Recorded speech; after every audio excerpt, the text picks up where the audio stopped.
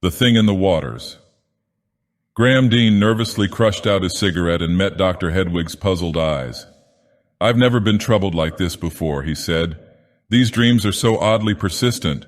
They're not the usual haphazard nightmares. They seem, I know it sounds ridiculous, they seem planned." "Dreams planned? Nonsense." Dr. Hedwig looked scornful. "You, Mr. Dean, are an artist, and naturally of impressionable temperament. This house at San Pedro is new to you, and you say you've heard wild tales. The dreams are due to imagination and overwork." Dean glanced out of the window, a frown on his unnaturally pale face. "I hope you're right," he said softly. "But dreams shouldn't make me look like this, should they?" A gesture indicated the great blue rings beneath the young artist's eyes. His hands indicated the bloodless pallor of his gaunt cheeks. "Overwork has done that, Mr. Dean. I know what has happened to you better than you do yourself." The white-haired physician picked up a sheet covered with his own scarcely decipherable notes and scrutinized it in review. "You inherited this house at San Pedro a few months ago, eh? And you moved in alone to do some work?" "Yes, the seacoast here has some marvelous scenes." For a moment Dean's face looked youthful once more as enthusiasm kindled its ashy fires. Then he continued with a troubled frown. "But I haven't been able to paint lately, not seascapes anyway. It's very odd. My sketches don't seem quite right anymore. There seems to be a quality in them that I don't put there." "A quality, did you say?" "Yes, a quality of malignness, if I can call it that. It's indefinable. Something behind the picture takes all the beauty out, and I haven't been overworking these last weeks, Dr. Hedwig." The doctor glanced again at the paper in his hand. "Well, I disagree with you there. You might be unconscious of the effort you expend. These dreams of the sea that seem to worry you are meaningless, save as an indication of your nervous condition." "You're wrong." Dean rose suddenly. His voice was shrill.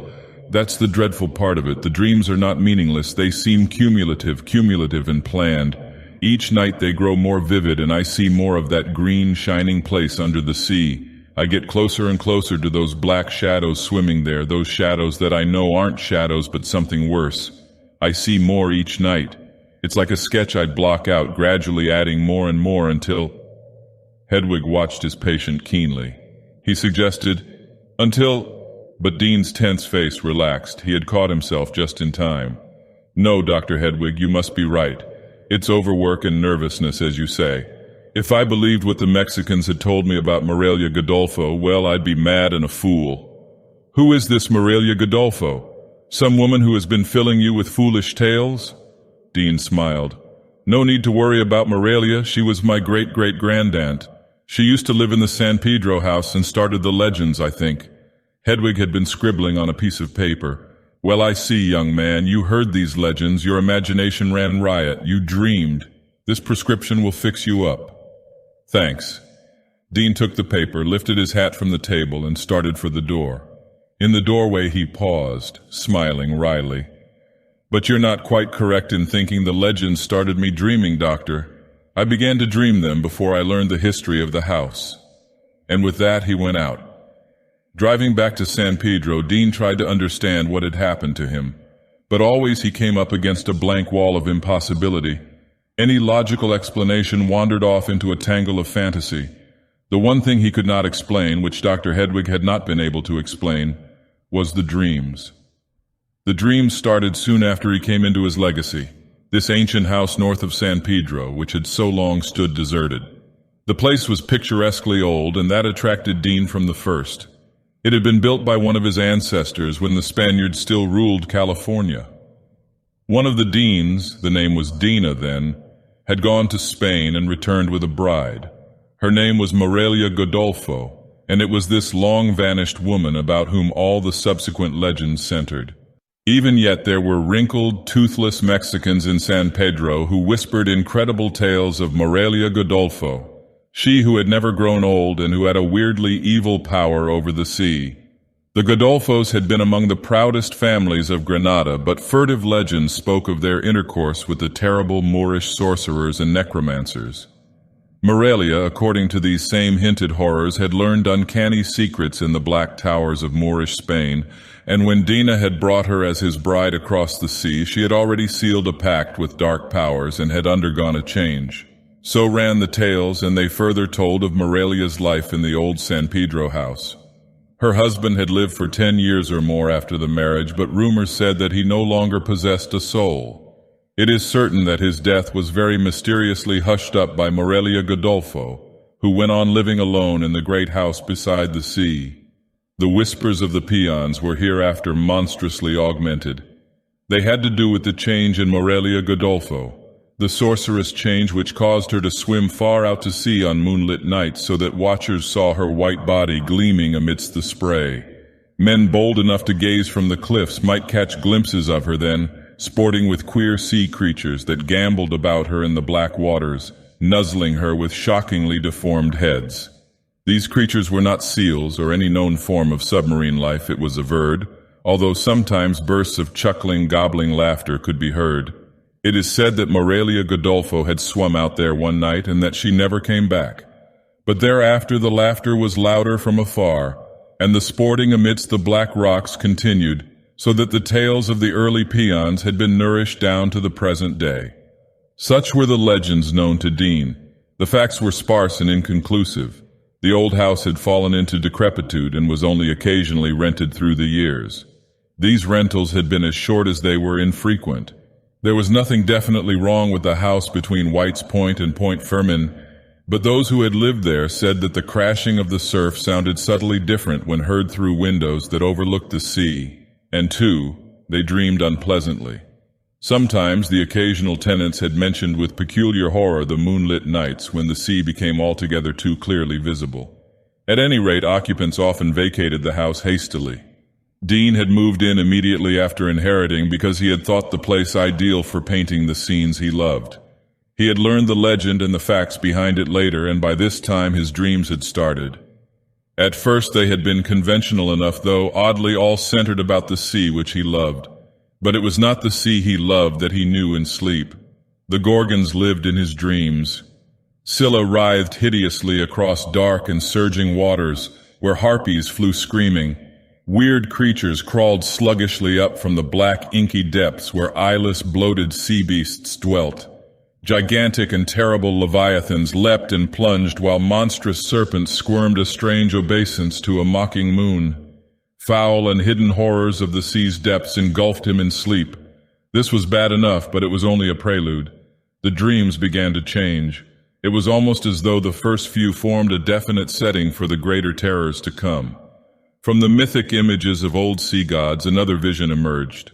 It was inchoate at first, taking definite form and meaning very slowly over a period of several weeks. And it was this dream which Dean now feared. It had occurred generally just before he awoke, a vision of green, translucent light in which dark shadows swam slowly. Night after night, the limpid emerald glow grew brighter and the shadows twisted into a more visible horror. These were never clearly seen, although their amorphous heads held a strangely repellent, recognizable quality for Dean. Presently in this dream of his, the shadow creatures would move aside as though to permit the passage of another. Swimming into the green haze would come a coiling shape. Whether similar to the rest or not, Dean could not tell, for his dream always ended there. The approach of this last shape always caused him to awake in a nightmare paroxysm of terror. He dreamt of being somewhere under the sea amidst swimming shadows with deformed heads, and each night one particular shadow was coming closer and closer. Each day now, when he awoke with the cold sea wind of early dawn blowing through the windows, he would lie in a lazy, languid mood till long past daybreak. When he rose these days, he felt inexplicably tired, and he could not paint. This particular morning, the sight of his haggard face in the mirror had forced him to visit a physician, but Dr. Hedwig had not been helpful. Nevertheless, Dean filled the prescription on the way home. A swallow of the bitter brownish tonic strengthened him somewhat, but as he parked his car, the feeling of depression settled down on him again. He walked up to the house, still puzzled and strangely afraid. Under the door was a telegram. Dean read it with a puzzled frown. Just learned you are living in San Pedro house. Stop, vitally important. You vacate immediately. Stop, show this cable to Dr. Makoto Yamada, 17 Buena Street, San Pedro. Stop, am returning via airplane. Stop. See Yamada today, Michael Lee. Dean read the message again, and a flash of remembrance came to him. Michael Lee was his uncle, but he had not seen the man for years. Lee had been a puzzle to the family. He was an occultist and spent most of his time delving in far corners of the earth. Occasionally he dropped from sight for long periods of time. The cable Dean held was sent from Calcutta, and he supposed that Lee had recently emerged from some spot in the interior of India to learn of Dean's inheritance. Dean searched his mind. He recalled now that there had been some family quarrel about this very house years ago. The details were no longer clear, but he remembered that Lee demanded the San Pedro house be razed. Lee had given no sane reasons, and when the request was refused, he had dropped out of sight for a time. And now came this inexplicable cablegram. Dean was tired from his long drive, and the unsatisfactory interview with the doctor had irritated him more than he had realized. Nor was he in the mood to follow his uncle's cabled request and undertake the long journey to Buena Street, which was miles away. The drowsiness which he felt, however, was normal, healthy exhaustion, unlike the languor of recent weeks. The tonic he had taken was of some value after all. He dropped into his favorite chair by the window that overlooked the sea, rousing himself to watch the flaming colors of the sunset. Presently the sun dropped below the horizon and gray dusk crept in. Stars appeared, and far to the north he could see the dim lights of the gambling ships off Venice. The mountains shut off his view of San Pedro, but a diffused pale glow in that direction told him that the new Barbary was wakening into roaring, brawling life. Slowly the face of the Pacific brightened. A full moon was rising above the San Pedro hills. For a long time Dean sat quietly by the window, his pipe forgotten in his hand, staring down at the slow swells of the ocean, which seemed to pulse with a mighty and alien life. Gradually drowsiness crept up and overwhelmed him. Just before he dropped into the abyss of sleep, there flashed into his mind Da Vinci's saying, "The two most wonderful things in the world are a woman's smile and the motion of mighty waters." He dreamed, and this time it was a different dream.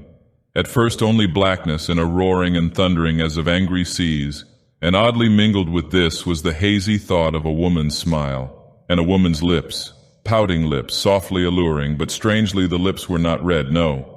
They were very pale, bloodless, like the lips of a thing that had long rested beneath the sea. The misty vision changed, and for a flashing instant Dean seemed to see the green and silent place of his earlier visions.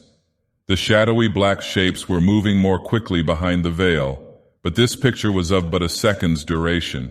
It flashed out and vanished, and Dean was standing alone on a beach he recognized in his dream, the sandy cove beneath the house. The salt breeze blew coldly across his face, and the sea glistened like silver in the moonlight. A faint splash told of a sea thing that broke the surface of the waters. To the north, the sea washed against the rugged surface of the cliff, barred and speckled with black shadows. Dean felt a sudden, inexplicable impulse to move in that direction. He yielded. As he clambered over the rocks, he was suddenly conscious of a strange sensation, as though keen eyes were focused upon him, eyes that watched and warned.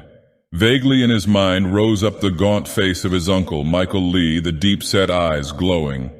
But swiftly this was gone, and he found himself before a deeper niche of blackness in the cliff face. Into it he knew he must go. He squeezed himself between two jutting points of rock and found himself in utter dismal darkness. Yet somehow he was conscious that he was in a cave and he could hear water lapping nearby. All about him was a musty salt odor of sea decay, the fetid smell of useless ocean caves and holds of ancient ships. He stepped forward, and as the floor shelved sharply downwards, stumbled and fell headlong into icy, shallow water. He felt, rather than saw, a flicker of swift movement, and then abruptly hot lips were pressed against his. Human lips, Dean thought at first. He lay on his side in the chill water, his lips against those responsive ones. He could see nothing, for all was lost in the blackness of the cave. The unearthly lure of those invisible lips thrilled through him. He responded to them, pressed them fiercely, gave them what they were avidly seeking. The unseen waters crawled against the rocks, whispering warning. And in that kiss, strangeness flooded him. He felt a shock and a tingling go through him, and then a thrill of sudden ecstasy, and swift on its heels came horror. Black, loathsome foulness seemed to wash his brain, indescribable but fearfully real, making him shudder with nausea. It was as though unutterable evil were pouring into his body, his mind, his very soul, through the blasphemous kiss on his lips. He felt loathsome, contaminated. He fell back. He sprang to his feet, and Dean saw for the first time the ghastly thing he had kissed, as the sinking moon sent a pale shaft of radiance creeping through the cave mouth. For something rose up before him, a serpentine and seal-like bulk that coiled and twisted and moved towards him, glistening with foul slime, and Dean screamed and turned to flee with nightmare fear tearing at his brain, hearing behind him a quiet splashing as though some bulky creature had slid back into the water. A visit from Dr. Yamada. He awoke. He was still in his chair before the window, and the moon was paling before the grayness of dawn. He was shaken with nausea, sick and shuddering with the shocking realism of his dream. His clothing was drenched with perspiration, and his heart hammered furiously. An immense lethargy seemed to have overwhelmed him, making it an intense effort to rise from the chair and stagger to a couch, on which he flung himself to doze fitfully for several hours. A sharp pealing of the doorbell roused him. He still felt weak and dizzy, but the frightening lethargy had somewhat abated. When Dean opened the door, a Japanese man standing on the porch began a bobbing little bow, a gesture that was abruptly arrested as the sharp black eyes focused on Dean's face. A little hiss of indrawn breath came from the visitor. Dean said irritably, "Well, do you want to see me?" The other was still staring, his thin face sallow beneath a stiff thatch of gray hair. He was a small, slender man with his face covered with a fine-spun web of wrinkles. After a pause he said, "I am Dr. Yamada." Dean frowned, puzzled. Abruptly he remembered his uncle's cable of the day before. An odd, unreasonable irritation began to mount within him, and he said more brusquely than he had intended, "This isn't a professional call, I hope. I've already—" "Your uncle, you are Mr. Dean?" cabled me. He was rather worried. Dr. Yamada glanced around almost furtively. Dean felt distaste stir within him, and his irritation increased. "My uncle is rather eccentric, I'm afraid.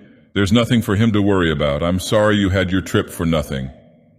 Dr. Yamada did not seem to take offense at Dean's attitude. Rather, a strange expression of sympathy showed for a moment on his small face. "Do you mind if I come in?" he asked, and moved forward confidently. Short of barring his way, Dean had no means of stopping him, and ungraciously led his guest to the room where he had spent the night, motioning him to a chair while he busied himself with a coffee pot. Yamada sat motionless, silently watching Dean. Then, without preamble, he said, "Your uncle is a great man, Mr. Dean." Dean made a non-committal gesture. "I have seen him only once. He is one of the greatest occultists of this day. I, too, have studied psychic lore, but beside your uncle I am a novice."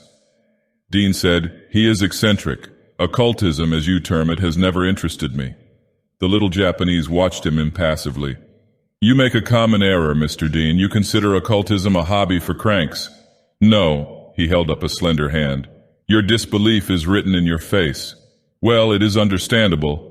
It is an anachronism, an attitude handed down from the earliest times when scientists were called alchemists and sorcerers burned for making pacts with the devil. But actually there are no sorcerers, no witches. Not in the sense that man understands these terms. There are men and women who have acquired mastery over certain sciences which are not wholly subject to mundane physical laws." There was a little smile of disbelief on Dean's face. Yamada went on quietly. "You do not believe because you do not understand. There are not many who can comprehend or who wish to comprehend this greater science which is not bound by earthly laws. But here is a problem for you, Mr. Dean." A little spark of irony flickered in the black eyes.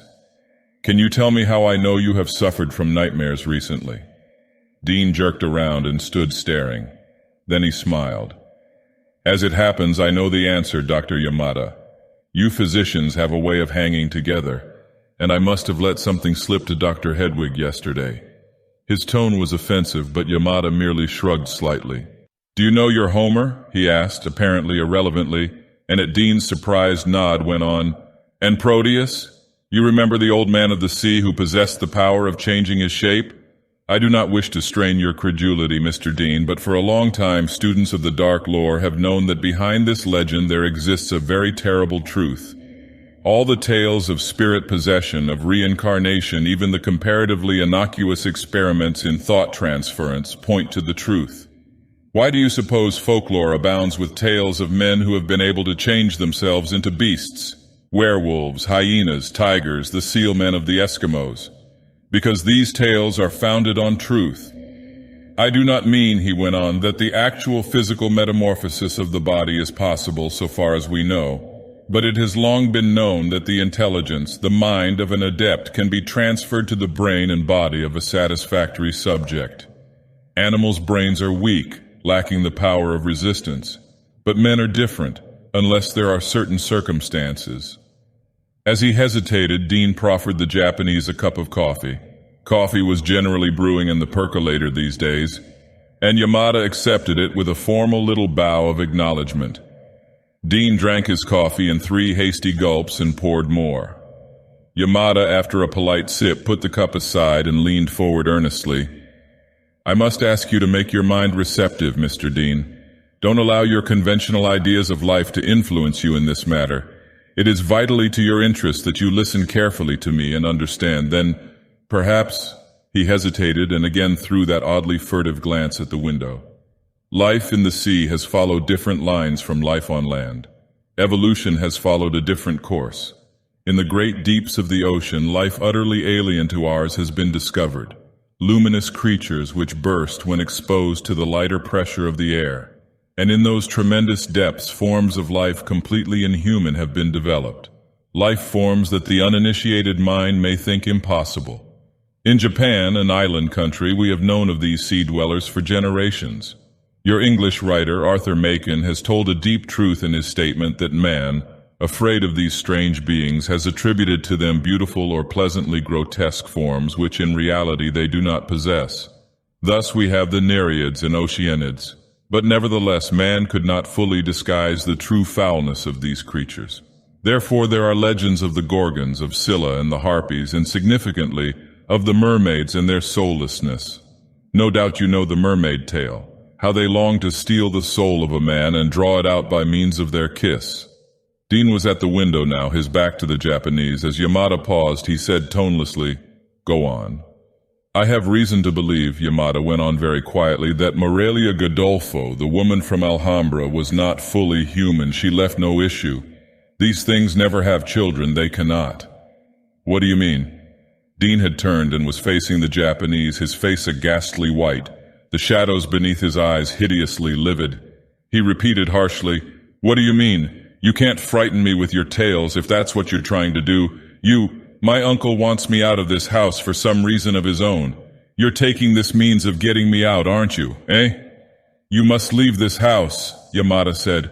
"Your uncle is coming, but he may not be in time. Listen to me.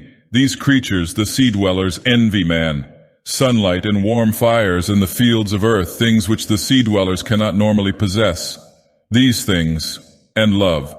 You remember what I said about mind transference. This is the only way these things can attain that which they desire, and know the love of man or woman.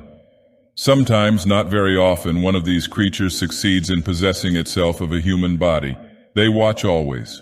When there is a wreck, they go there like vultures to a feast. They can swim phenomenally fast. When a man is drowning, the defenses of his mind are down, and sometimes the sea dwellers can thus acquire a human body. There have been tales of men saved from wrecks who ever after were oddly changed. Morelia Godolpho was one of these creatures. The Godolphos knew much of the dark lore but used it for evil purposes, the so-called black magic. And it was, I think, through this that a sea dweller gained power to usurp the brain and body of the woman. A transference took place. The mind of the sea dweller took possession of Morelia Godolpho's body, and the intelligence of the original Morelia was forced into the terrible form of that creature of the abyss. In time, the human body of the woman died, and the usurping mind returned to its original shell. The intelligence of Morelia Godolpho was then ejected from its temporary prison and left homeless. That is true death. Dean shook his head slowly as though in denial but did not speak. And inexorably Yamada kept on. For years, generations since then, she has dwelt in the sea, waiting. Her power is strongest here where she once lived, but as I told you, only under unusual circumstances can this transference take place. The tenants of this house might be troubled with dreams, but that would be all. The evil being had no power to steal their bodies. Your uncle knew that, or he would have insisted that the place be immediately destroyed. He did not foresee that you would ever live here. The little Japanese bent forward, and his eyes were twin points of black light. You do not need to tell me what you have undergone in the past month, I know. The Sea Dweller has power over you. For one thing, there are bonds of blood, even though you are not directly descended from her. And your love for the ocean, your uncle spoke of that. You live here alone with your paintings and your imaginative fancies. You see no one else. You are an ideal victim, and it was easy for that sea horror to become en rapport with you. Even now you show the stigmata. Dean was silent, his face a pale shadow amidst the darker ones in the corners of the room. What was the man trying to tell him? What were these hints leading up to? Remember what I have said. Dr. Yamada's voice was fanatically earnest. That creature wants you for your youth, your soul. She has lured you in sleep with visions of Poseidonis, the twilight grottos in the deep. She has sent you beguiling visions at first to hide what she was doing. She has drained your life forces, weakened your resistance, waiting until she is strong enough to take possession of your brain. I have told you what she wants, what all these hybrid horrors raven for. She will reveal herself to you in time, and when her will is strong upon you in slumber, you will do her bidding. She will take you down into the deep and show you the kraken-fouled gulfs where these things bide. You will go willingly, and that will be your doom. She may lure you to their feast there, the feast they hold upon the drowned things they find floating from wrecked ships, and you will live such madness in your sleep because she rules you. And then when you have become weak enough, she will have her desire. The sea thing will usurp your body and walk once more on earth, and you will go down into the darkness where once you dwelt in dreams, forever. Unless I am mistaken, you have already seen enough to know that I speak truth. I think that this terrible moment is not so far off, and I warn you that alone you cannot hope to resist the evil. Only with the aid of your uncle and me. Dr. Yamada stood up. He moved forward and confronted the dazed youth face to face. In a low voice he asked, "In your dreams, has the thing kissed you?" For a heartbeat there was utter silence. Dean opened his mouth to speak, and then a curious little warning note seemed to sound in his brain. It rose like the quiet roaring of a conch shell, and a vague nausea assailed him. Almost without volition he heard himself saying no. Dimly, as though from an incredibly far distance, he heard Yamada suck in his breath as if surprised. Then the Japanese said, "That is good, very good. Now listen, your uncle will be here soon. He has chartered a special plane. Will you be my guest until he arrives?" The room seemed to darken before Dean's eyes. The form of the Japanese was receding, dwindling. Through the window the surf sound came crashing, and it rolled on in waves through Dean's brain. In its thunder a thin, insistent whispering penetrated. "Accept," it murmured. "Accept." And Dean heard his own voice accept Yamada's invitation. He seemed incapable of coherent thought. This last dream haunted him, and now Dr. Yamada's disturbing story. He was ill. That was it. Very ill. He wanted very much to sleep now. A flood of darkness seemed to wash up and engulf him. Gratefully he allowed it to sweep through his tired head. Nothing existed but the dark, and a restless lapping of unquiet waters. Yet he seemed to know, in an odd way, that he was still, some outer part of him, conscious. He strangely realized that he and Dr. Yamada had left the house, were entering a car and driving a long way. He was, with that strange external other self, talking casually to the doctor, entering his house in San Pedro, drinking, eating, and all the while his soul, his real being, was buried in waves of blackness. Finally a bed. From below the surf seemed to blend into the blackness that engulfed his brain. It spoke to him now as he rose stealthily and clambered out of the window. The fall jarred his outer self considerably, but he was on the ground outside without injury. He kept in the shadows as he crept away down to the beach, the black, hungry shadows that were like the darkness surging through his soul. 3 dreadful hours. With a shock, he was himself once more, completely. The cold water had done it, the water in which he found himself swimming. He was in the ocean, borne on waves as silver as the lightning that occasionally flashed overhead. He heard thunder, felt the sting of rain. Without wondering about the sudden transition, he swam on as though fully aware of some unplanned destination. For the first time in over a month, he felt fully alive, actually himself. There was a surge of wild elation in him that defied the facts. He no longer seemed to care about his recent illness, the weird warnings of his uncle and Dr. Yamada, and the unnatural darkness that had previously shadowed his mind. In fact, he no longer had to think. It was as though he were being directed in all his movements. He was swimming parallel with the beach now, and with curious detachment he observed that the storm had subsided. A pale, fog-like glow hovered over the lashing waters, and it seemed to beckon. The air was chill, as was the water, and the waves high, yet Dean experienced neither cold nor fatigue. And when he saw the things that waited for him on the rocky beach just ahead, he lost all perception of himself in a crescendo of mounting joy. This was inexplicable, for they were the creatures of his last and wildest nightmares. Even now he did not see them plainly as they sported in the surf, but there were dim suggestions of past horror in their tenebrous outlines. The things were like seals, great fish-like bloated monsters with pulpy, shapeless heads. These heads rested on columnar necks that undulated with serpentine ease, and he observed, without any sensation other than curious familiarity, that the heads and bodies of the creatures were a sea-bleached white. Soon he was swimming in among them, swimming with peculiar and disturbing ease. Inwardly he marveled with a touch of his former feeling that he was not now horrified by the sea beasts in the least. Instead, it was almost with a feeling of kinship that he listened to their strange, low gruntings and cackles, listened and understood. He knew what they were saying, and he was not amazed. He was not frightened by what he heard, though the words would have sent abysmal horror through his soul in the previous dreams.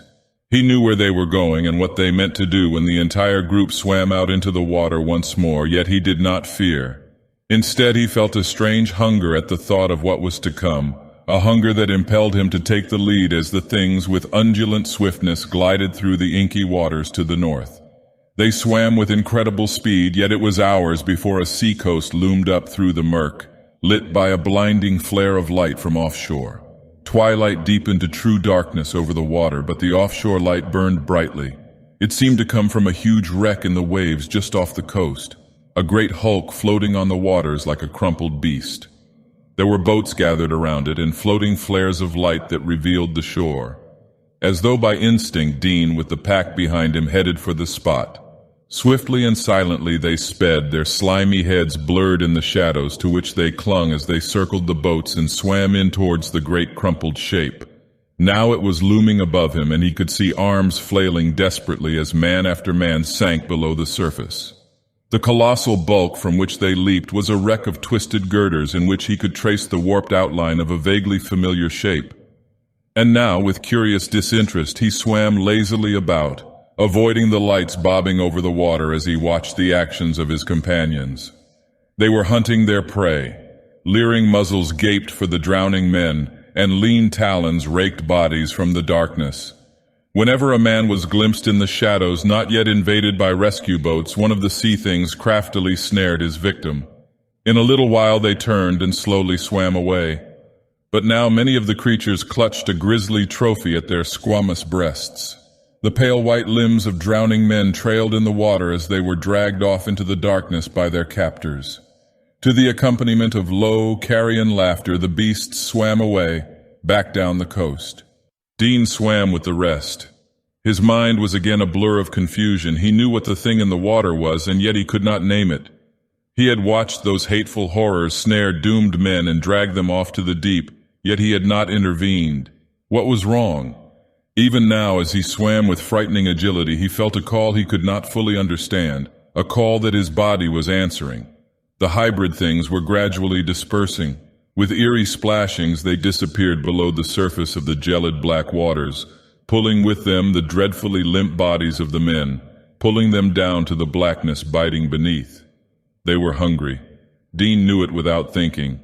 He swam on along the coast, impelled by his curious urge. That was it, he was hungry. And now he was going for food, hours of steady swimming southward.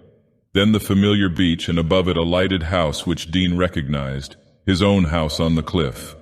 There were figures descending the slope now. 2 men with torches were coming down to the beach. He must not let them see him, why he did not know, but they must not. He crawled along the beach, keeping close to the water's edge. Even so, he seemed to move very swiftly. The men with the torches were some distance behind him now. Ahead loomed another familiar outline, a cave. He had clambered over these rocks before, it seemed.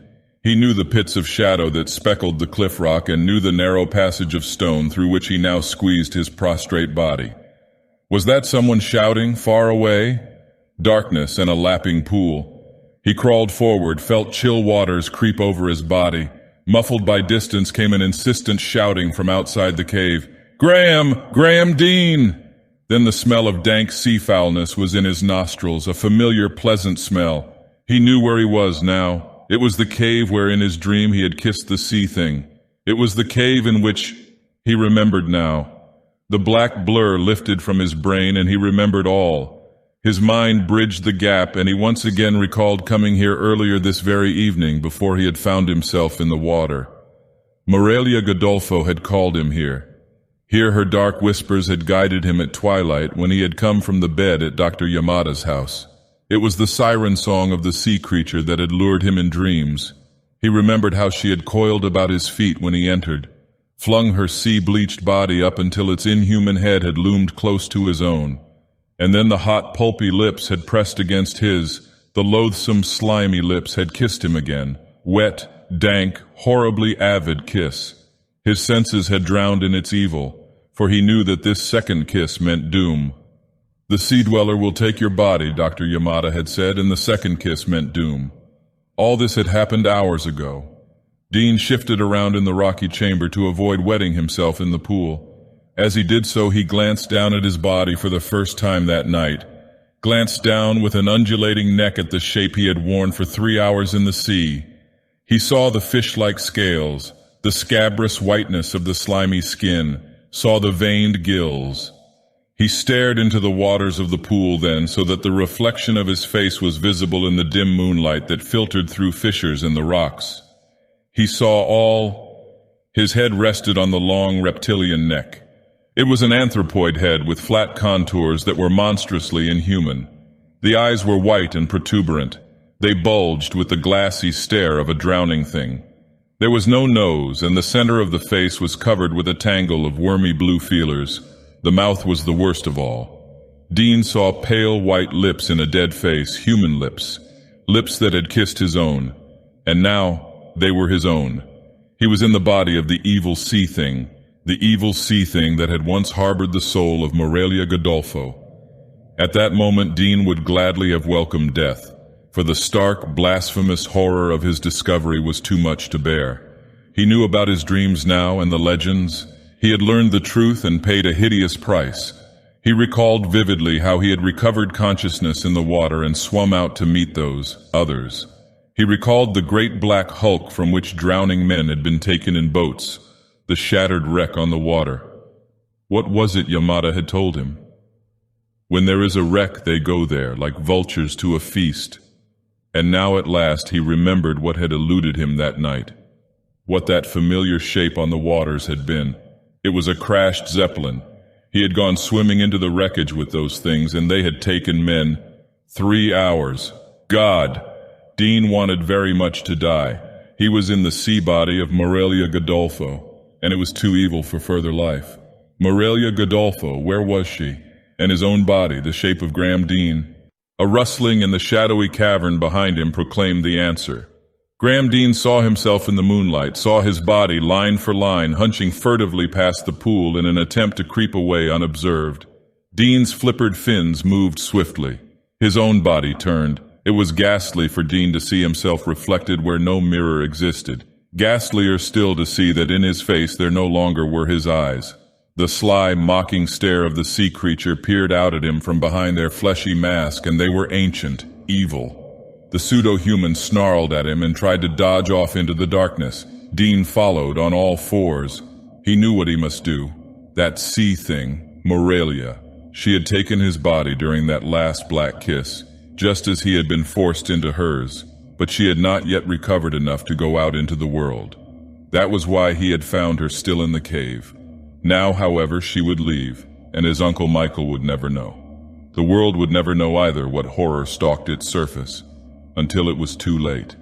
Dean, his own tragic form hateful to him now, knew what he must do. Purposefully, he maneuvered the mocking body of himself into a rocky corner. There was a look of fright in those gelid eyes. A sound caused Dean to turn, pivoting his reptilian neck. Through glazed fish eyes, he saw the faces of Michael Lee and Dr. Yamada. Torches in hand, they were entering the cave. Dean knew what they would do, and he no longer cared. He closed in on the human body that housed the soul of the sea beast. Closed in with the beast's own flailing flippers, seized it in its own arms and menaced it with its own teeth near the creature's white human neck. From behind him he heard shouts and cries at his very back, but Dean did not care. He had a duty to perform, an atonement. Through the corner of his eye he saw the barrel of a revolver as it glinted in Yamada's hand. Then came 2 bursts of stabbing flame and the oblivion Dean craved. But he died happy, for he had atoned for the black kiss. Even as he sank into death, Graham Dean had bitten with animal fangs into his own throat, and his heart was filled with peace as, dying, he saw himself die. His soul mingled in the 3rd black kiss of death.